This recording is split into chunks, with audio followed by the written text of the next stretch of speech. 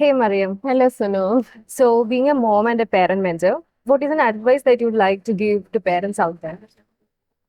Okay, when I talk to a majority of the parents, I see that their primary goal is to solve the situation that is right in front of them. Like if the child is using screen for a long time, they want to put an end to it.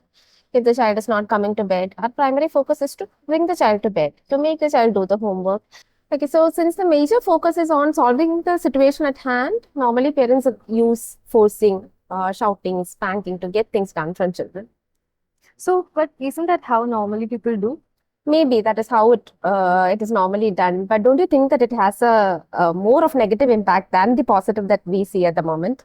Yeah, that's true. Kids turn aggressive. Even 7-year-old nowadays are rebelling like how teenagers used to do in the past. Yeah, that is it. And also, they mirror how we react to them, right? Especially when we look at the relationship between siblings, they show exactly how we act. They show that to to their brothers and sisters around.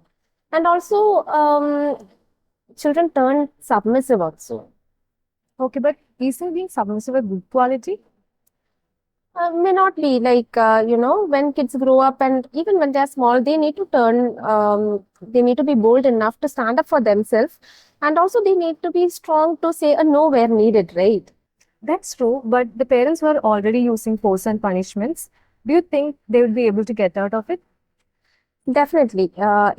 Everything starts with being having the determination to change, right?